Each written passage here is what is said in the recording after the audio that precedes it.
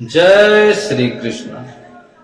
भगवत प्रेमियों, आज आपको इस वीडियो में श्रीमद् भगवत गीता जी का चौथा अध्याय सुनाने वाले हैं। इस अध्याय में 42 श्लोक हैं और इस अध्याय का नाम है ज्ञान कर्म संन्यास योग और ये बहुत महत्वपूर्ण अध्याय है। तो आपसे निवेदन है कि इस वीडियो को पूरा देखें, क्योंकि आप इस वीडियो में पुरातन सनातन धर्म का जो ज्ञान था, जो भगवान कृष्ण ने कहा था कि इस संसार लोक में लुप्त हो गया है, वही ज्ञान भगवान कृष्ण ने सुनाया है। तो आपसे निवेदन है कि वीडियो को पूरा देखें और लाइक करें, शेयर करें और हमारे इस YouTube चैनल को सब्सक्राइब जरूर कर लें, घंटी वाले बटन को ऑल कर लें, ताकि हम आगे जब भी गीता जी का अध्याय अपलोड करें आप तक पहुंच जाए। जय श्री कृष्ण।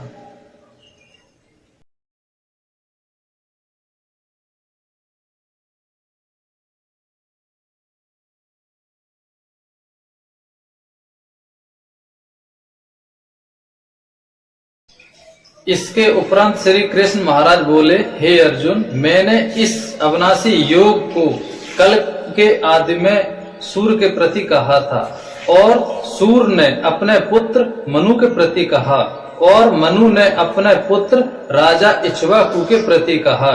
इस प्रकार परंपरा से प्राप्त हुए इस योग को राजर्षियों ने जाना, परंतु हे अर्जुन, वह योग बहुत काल से इस पृथ्वी लोक में लोप हो गया था। तो भगवत प्रेमियों, भगवान श्री कृष्ण कह रहे हैं अर्जुन से कि जो ज्ञान मैंने सूर्य के प्रति कहा था वह ज्ञान इस पृथ्वी लोक पर लोप हो गया, यानी कि गायब हो गया है। उसी ज्ञान को मैं तुझसे फिर कहूंगा। तो भगवान कृष्ण कहते हैं,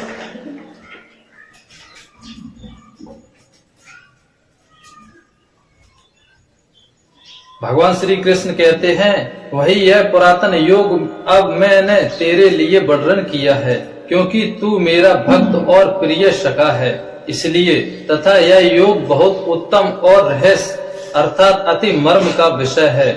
इस प्रकार भगवान श्री कृष्ण चंद्र महाराज की वचन सुनकर अर्जुन ने पूछा, हे भगवान, आपका जन्म तो आधुनिक अर्थात अब हुआ है और सूर्य का जन्म तो बहुत पुराना है, इसलिए इस योग को कल्प के आदि में आपने सूर्य के प्रति कहा था, यह मैं कैसे जानूं। इस पर श्री कृष्ण महाराज बोले, हे अर्जुन, तेरे और मेरे बहुत जन्म हो चुके हैं, परंतु तू नहीं जानता, मैं जानता हूं, क्योंकि मेरे जन्म और कर्म अलौकिक हैं। मेरा जन्म प्रकृत मनुष्य के सदृश नहीं है। मैं अविनाशी स्वरूप अजन्मा होने पर भी तथा सब भूत प्राणियों का ईश्वर होने पर भी अपनी प्रकृति को अधीन करके योग माया से प्रकट होता हूँ। हे भारत, जब जब धर्म की हानि और अधर्म की वृद्धि होती है, तब तब ही मैं अपने रूप को रचता हूँ अर्थात प्रकट करता हूँ, क्योंकि साधु पुरुषों का उद्धार करने के लिए और दूषित कर्म करने वालों का नाश करने के लिए तथा धर्म स्थापन करने के लिए युग युग में प्रकट होता हूँ। ये गीता अध्याय 4 का श्लोक 6वां और 7वां आपने सुना होगा। भगवान कृष्ण ने कहा है, यदा यदा ही धर्मस्य ग्लानिर्भवति भारत। तो ये वही श्लोक है, उसी का ये अर्थ है। इसलिए हे अर्जुन, मेरा वह जन्म और कर्म दिव्य अर्थात अलौकिक है। इस प्रकार जो पुरुष तत्व से जानता है वह शरीर को त्याग कर फिर जन्म को प्राप्त नहीं होता है, किंतु मुझे ही प्राप्त होता है। तो भगवत प्रेमियों, मैंने आपसे कहा था कि ये बहुत महत्वपूर्ण अध्याय है, इसमें बहुत ज्ञान छुपा है और ये ऐसा ज्ञान है कि जो मनुष्य गीता शास्त्र को एक बार पढ़ लेता है या सुन लेता है तो उसका जीवन धन्य हो जाता है और उसका मोक्ष होने में फिर कोई संदेह नहीं होता है, क्योंकि ये भगवान श्री कृष्ण ने इसी गीता में बोला है। तो आपसे निवेदन है कि वीडियो को आगे देखें और भगवान कृष्ण क्या ज्ञान दे रहा है अर्जुन को, आप भी सुने। हे अर्जुन, पहले भी राग, भय और क्रोध से रहित अन्य भाव से मेरे में स्थित वाले मेरे शरण हुए बहुत से पुरुष ज्ञान रूप तप से पवित्र हुए मेरे स्वरूप को प्राप्त हो चुके हैं। क्योंकि हे अर्जुन, जो मेरे को जैसे भजते हैं मैं भी उनको वैसे ही भजता हूँ। भगवान श्री कृष्ण चंद्र कह रहे हैं कि हे अर्जुन, जो भक्त, जो मनुष्य मुझे जैसे भजता है, जैसे मेरी भक्ति करता है, जितना मुझसे प्रेम करता है मैं भी उससे उतना ही प्रेम करता हूँ। जो भक्त मेरे लिए जितना कष्ट उठाता है मैं भी उसके लिए उतना ही कष्ट उठाता हूँ। भगवान कृष्ण का कहना है और कहते हैं कि इस रहस्य को जानकर ही बुद्धिमान मनुष्यगण सब प्रकार से मेरे मार्ग के अनुसार बरतते हैं। जो मेरे को तत्व से नहीं जानते हैं वे पुरुष इस मनुष्य लोक में कर्मों के फल को चाहते हुए देवताओं को पूजते हैं और उनके कर्मों से उत्पन्न हुई सिद्धि भी शीघ्र हो जाती है। तो भगवान कृष्ण का कहना है कि अन्य ऐसे मनुष्य हैं जो अन्य देवी देवताओं की पूजा करते हैं परंतु मेरी भक्ति नहीं करते, और उन मनुष्यों को अन्य देवताओं के द्वारा सिद्धि भी प्राप्त हो जाती है। बहुत जल्दी वो मतलब जादू मंत्र सिद्धियां प्राप्त कर लेते, अपना जादू दिखाते हैं लोगों को, तो मतलब लोग आकर्षण हो जाते हैं। ये भगवान श्री कृष्ण कह रहे हैं, परंतु उनको मेरी प्राप्ति नहीं होती। ऐसे मनुष्यों को, ऐसे भगत को, साधु संतों को मेरी प्राप्ति नहीं होती है, इसलिए तू मेरे को ही सब प्रकार से भज। भगवान कृष्ण कहते हैं अर्जुन से कि हे अर्जुन, इसलिए तू सब प्रकार से मेरे लिए भज। जो भजन करता है, भक्ति करता है, मेरे लिए कर। हे अर्जुन, गुण और कर्मों के विभाग से ब्राह्मण, क्षत्रिय, वैश्य और शूद्र मेरे द्वारा रचे गए हैं। उनको करता भी मुझ अविनाशी परमेश्वर को तू अकर्ता ही जान। क्योंकि कर्मों के फल में मेरी स्पृहा नहीं है, इसलिए मेरे को कर्म लिपायमान नहीं करते। इस प्रकार जो मेरे को तत्व से जानता है वह भी कर्मों से नहीं बंधता, तथा पहले होने वाले मूर्छु पुरुषों द्वारा भी इस प्रकार जानकर ही कर्म किया गया है। इससे तू भी पूर्वजों द्वारा सदा से किए हुए कर्मों को कर, परंतु कर्म क्या है और अकर्म क्या है ये जानना आवश्यक है। क्योंकि अगर हम कर्म और अकर्म नहीं जानेंगे तो हमें कैसे समझ में आएगा कि ये अच्छा कर्म है, ये बुरा कर्म है। तो भगवान कृष्ण कहते हैं, अर्थात कर्मों का तत्व तेरे लिए अच्छी प्रकार कहूंगा कि जिसको जानकर तू अशुभ अर्थात संसार बंधन से छूट जाएगा। अगर हम अच्छा कर्म करेंगे तो इस संसार बंधन से छूट जाएंगे, यदि हम बुरा कर्म करेंगे, पाप कर्म करेंगे तो इस संसार बंधन से कभी मुक्त नहीं हो पाएंगे और ये 84 लाख योनियों में भटकते रहेंगे। तो भगवान कहते हैं कर्म का स्वरूप भी जानना चाहिए और अकर्म का स्वरूप भी जानना चाहिए, निषिद्ध कर्म स्वरूप भी जानना चाहिए। क्योंकि कर्म की गति गहन है, यानी कि मनुष्य की जो कर्म गति बहुत गहन है, इसके बिना मनुष्य तो रह ही नहीं सकता। मनुष्य तो कर्म करेगा ही करेगा।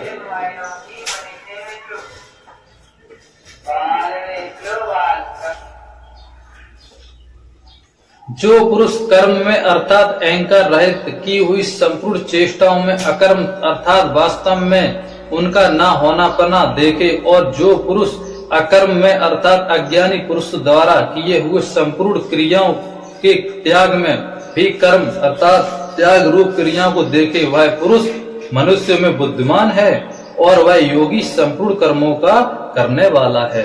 हे अर्जुन, जिसके संपूर्ण कार्य कामना और संकल्प से रहित है, ऐसा उस ज्ञान रूप अग्नि द्वारा भस्म हुए कर्म वाले पुरुष को ज्ञानी जन भी पंडित कहते हैं। भगवान कृष्ण का कहना है कि जो मनुष्य निष्काम भाव से कर्म करे और संकल्प से रहित है, उसका कोई संकल्प नहीं है, तो ऐसे मनुष्य को ज्ञानी जन भी कहते हैं, पंडित भी कहते हैं। वो पंडित कहने योग्य है। यहाँ ये भगवान कृष्ण का कहना है कि मनुष्य भक्त पंडित जाति से नहीं होता है, कर्म से पंडित होना चाहिए। भगवान कृष्ण ये कहते हैं कि वो ज्ञानी जो है वो पंडित कहने के योग्य है। जो पुरुष संसारिक आश्रय से रहित सदा परमानंद परमात्मा में तृप्त है, वह कर्मों के फल और संग अर्थात कर्तव्य अभिमान को त्याग कर कर्म में अच्छी प्रकार बरतता हुआ भी कुछ भी नहीं करता है। जीत लिया है अंतकरण और शरीर जिसने, तथा त्याग दी है संपूर्ण भोगों की सामग्री जिसने, ऐसा आशा है पुरुष केवल शरीर संबंधी कर्म को करता हुआ भी पाप को प्राप्त नहीं होता है। भगवान कृष्ण कह रहे हैं कि जिसने अपने शरीर को जीत लिया, अपनी इंद्रियों को जीत लिया है, मन को जिसने बस में कर लिया है और इस संसार की सारी चेष्टाएं, सारी इच्छाएं, सारी संपूर्ण भोग सामग्री को जिसने आशा रहित त्याग किया है, ऐसा पुरुष पाप को प्राप्त नहीं होता है। अपने आप जो कुछ प्राप्त हो उसमें संतुष्ट रहने वाला है, यानी कि भगवान ने जो कुछ हमें दिया है उसी में संतुष्ट हैं और अपनी भक्ति कर रहे, अपना जीवन व्यतीत कर रहे और कोई भी कामना नहीं है, कोई इच्छा नहीं है। ऐसा पुरुष संतुष्ट रहने वाला है और हर्ष यानी खुशी शोक दुख यानी दुख द्वंद्वों से अतीत हुआ एवं मत्सरता अर्थात ईर्ष्या से रहित, सिद्धि और असिद्धि में सम्मत भाव वाला पुरुष कर्मों को करके भी नहीं बनता।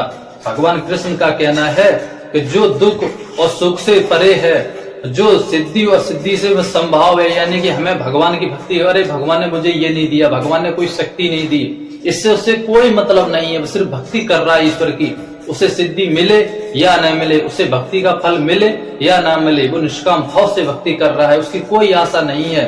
तो ऐसा भक्त बताया है कि वो कभी पाप कर्म बंधन से नहीं बनता है। और कहा है क्योंकि आसक्त से रहित ज्ञान में स्थित हुए चित्त वाले यज्ञ के लिए आचरण करते हुए मुक्त पुरुष के संपूर्ण कर्म नष्ट हो जाते, ऐसे भक्त के संपूर्ण कर्म नष्ट हो जाते हैं। कहा है भगवान ने, उन यज्ञ के लिए आचरण करने वाले पुरुष में से कोई तो इस भाव से यज्ञ करते हैं कि अर्पण अर्थात स्त्रुवादिक भी ब्रह्म और हवि अर्थात हवन करने योग्य द्रव्य भी ब्रह्म है, और ब्रह्म रूप अग्नि में ब्रह्म रूप कर्ता के द्वारा जो हवन किया गया वह भी ब्रह्म है। इसलिए ब्रह्म रूप कर्म में समाधिस्थ हुए उस पुरुष द्वारा जो प्राप्त होने योग्य है वह भी ब्रह्म ही है। दूसरे योगी जन देवताओं के पूजन रूप यज्ञ को अच्छी प्रकार उपासते अर्थात करते हैं, और दूसरे ज्ञानी जन पर ब्रह्म परमात्मा रूप अग्नि में यज्ञ के द्वारा ही यज्ञ को हवन करते हैं। अन्य योगी जन श्रोतादिक सब इंद्रियों को स्वयं अर्थात स्वाधीनता रूप अग्नि में हवन करते हैं, अर्थात इंद्रियों को विषयों से रोककर अपने बस में कर लेते हैं, और दूसरे योगी लोग शब्दादिक विषयों को इंद्रिया रूप अग्नि में हवन करते हैं, अर्थात राग दोष रहित इंद्रियों द्वारा विषयों को ग्रहण करते हुए भी भस्म रूप करते हैं। दूसरे योगी जन संपूर्ण इंद्रियों की चेष्टाओं को तथा प्राणों को व्यापार को ज्ञान से प्रकाशित हुई परमात्मा में स्थित रूप योग अग्नि में हवन करते हैं, और दूसरे कई पुरुष ईश्वर अर्पण बुद्धि से लोक सेवा में द्रव्य लगाने वाले हैं। यानी कि कई ऐसे पुरुष हैं जो भगवान की भक्ति भी करते हैं और समाज में द्रव्य यानी कि धन की जहाँ आवश्यकता है दान पुण्य वो दान पुण्य भी करते हैं। ये भी भगवान की भक्ति एक यज्ञ है।